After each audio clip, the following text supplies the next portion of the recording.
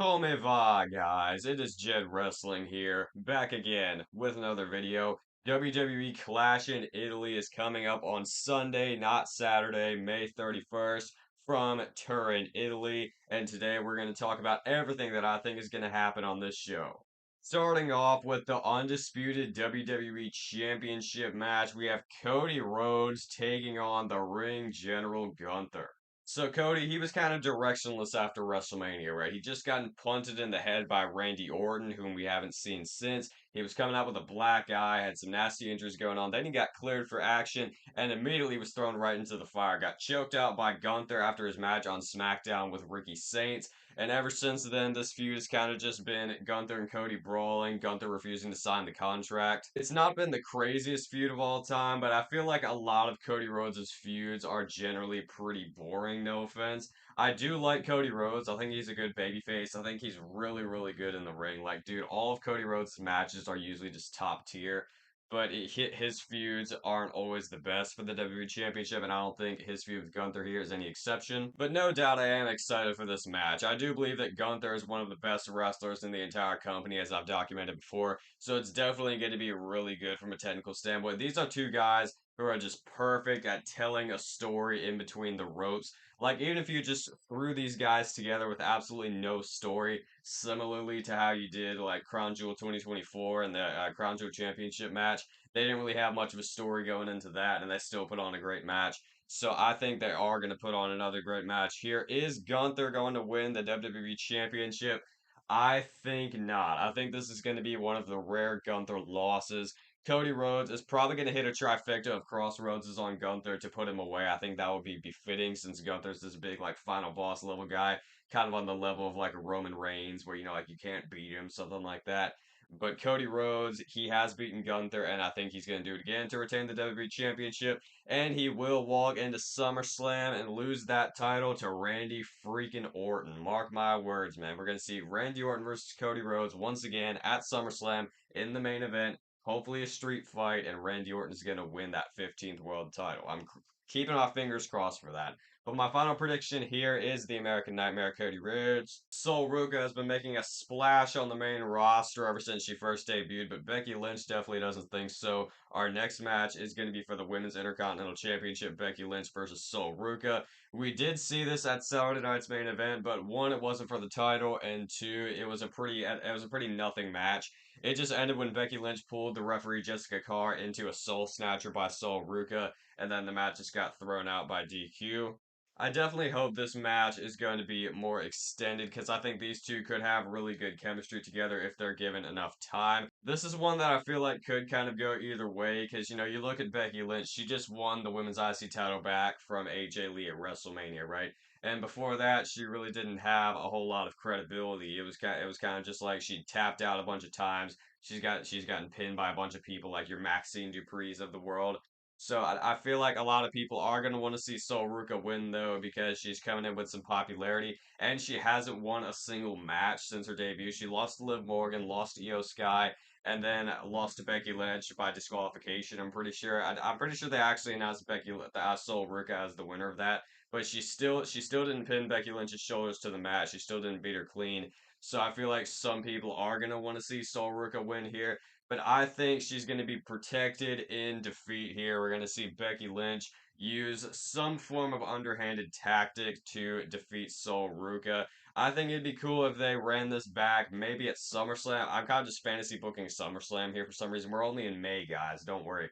But I think Sol Ruca is gonna get her shot back at a big show like SummerSlam and beat Becky Lynch for the Women's Intercontinental Championship. She's the person who I envision ending this current reign of Becky Lynch, but at least for here, I think the man is going to win. Perhaps the single most unexpected rematch coming out of WrestleMania 42, Brock Lesnar, the Beast, versus Oba Femi, the Ruler, Part 2. So we all thought Brock was done after Mania, right? He lost to Oba Femi, he left his gloves and boots in the ring. WWE were doing this big tribute package for Brock Lesnar on Raw and SmackDown, and even in the opening video for WWE, like the Then Now Forever Together stuff, they put Brock Lesnar in the Forever section. They moved him from the Now. So yeah, there you go. But on Monday Night Raw, Brock Lesnar sneaks up from behind Oba when Oba Femi's trying to do his open challenge, and Brock Lesnar hits a foursome of F5s on Oba Femi, setting up this Clash in Italy match. I feel like unlike a lot of Brock Lesnar feuds, we're actually seeing a clear motivation here, because 2023, looking at his most recent feuds, 2023, yes, that was one of his most recent feuds, even though it was 3 years ago. Him attacking Cody Rhodes, we never knew like why he actually attacked Cody Rhodes. Same with John Cena, like it's kind of just like, oh, Brock Lesnar's back and he's attacking John Cena, but like why is he attacking John Cena? But here we actually have a clear motive because Brock, he was embarrassed at WrestleMania. He let himself slip up against Oba Femi, but he's not going to take this loss. He said that he could take, well, he said he could take a loss, but he says that Oba Femi is not going to be able to take a loss to the Beast, Brock Lesnar. And I hate for this video to just be so cliche, but I'm saying it again. SummerSlam, we're going to see Brock Lesnar versus Oba Femi again. I think that because I think Brock Lesnar is going to win here, guys. I think this is going to be Oba Femi's first main roster pinfall loss. He's going to drop this match to Brock Lesnar, setting up their SummerSlam match.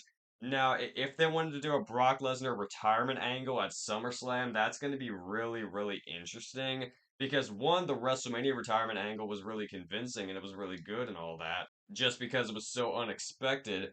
But here, if he were to retire at SummerSlam, it's going to be like, is he actually retired? Is he just working us again? Something like that. It's like a boy who cried wolf scenario, if you know what I'm saying. It's kind of a fishy situation in order to get to Brock Lesnar's official retirement. If it's even happening, who knows? Maybe Brock Lesnar isn't even retiring anytime soon. But my final prediction for Clash in Italy is going to be Brock Lesnar. Rhea Ripley versus Jade Cargill for the Women's Championship. Not gonna lie, I'm really not all that excited for this match. Reason A, we saw it at WrestleMania and their chemistry was kind of off. Like here, if we're getting like a Brock Lesnar versus Oba Femi rematch, like that's all right. If we're getting a Roman Reigns Jacob Fatu rematch, that's all right because there's something changing. Like they have the tribal combat, or in the case of Brock Lesnar versus Oba Femi, there's more of like a different story going in. But here it just feels like the exact same match except Rhea Ripley as the champion. And I also think it's a foregone conclusion because on Saturday night's main event, you had Jade Cargill pinning Rhea Ripley, and they were making a big deal out of that. Like, can Jade Cargill do that at Clash in Italy to Rhea Ripley?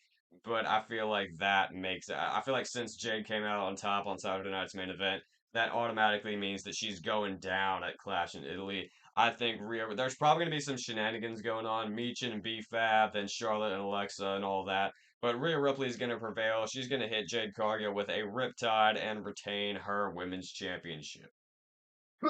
And finally, we have Tribal Combat. Roman Reigns defending his World Heavyweight Championship.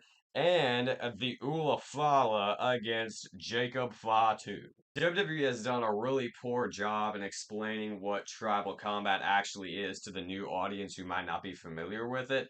But Tribal Combat is pretty much you have your Tribal Chief in there, of course, Roman Reigns. He's coming in as the reigning Tribal. This is the rules they were bringing up like years ago when it was Jey Uso and Roman Reigns. I'm just going off of that. It's the Tribal Chief comes in, defends his Ulafala against this new guy who wants to usurp his throne, and then it's no DQ. They were saying that no members of the family could get involved, but that's been retconned in both Tribal Combat matches, Roman and Jey, Roman and Solo. We had people interfering in both of those, so I guess that rule is kind of just out the window. And whoever wins must acknowledge the other as their Tribal Chief, which also has never happened because Jey Uso lost and he did not acknowledge Roman Reigns. Solo Sikoa lost and he did not acknowledge Roman Reigns either. So honestly, this is kind of just a no disqualification match. Don't take these rules too seriously. If Jacob Fatu wins, Roman Reigns is still going to be the Tribal Chief. That's what I that's it, that's what I'm saying in other words.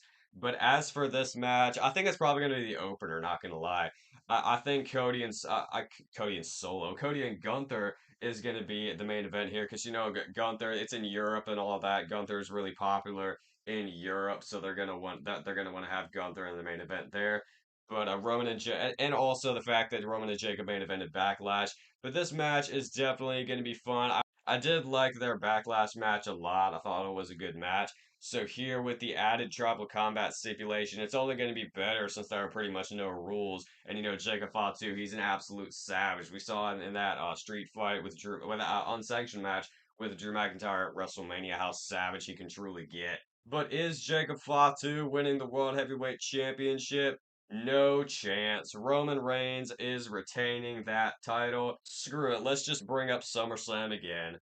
Actually, Roman Reigns is carrying that title into SummerSlam and possibly even into WrestleMania 43. I think it'd be very interesting if they were to book Roman Reigns versus The Rock for the World Heavyweight Championship at WrestleMania 43. Obviously, things could change. Roman could lose the title before then or something, and then just have it as a straight singles match. Maybe The Rock returns and screws Roman Reigns when it eventually happens. I don't know. But my final prediction here, the Tribal Chief Roman Reigns, he's going to finally put away Jacob Fatu. Those have been my prediczioni for WWE Clash in Italy 2026. I hope you guys enjoyed. Please let me know what you think is going to happen at Clash in Italy in the comments down below. I'd also greatly appreciate it if you would smash a like on this video, subscribe to Jed Wrestling, and turn on notifications so you never miss a new video. But yes, Jed Wrestling out.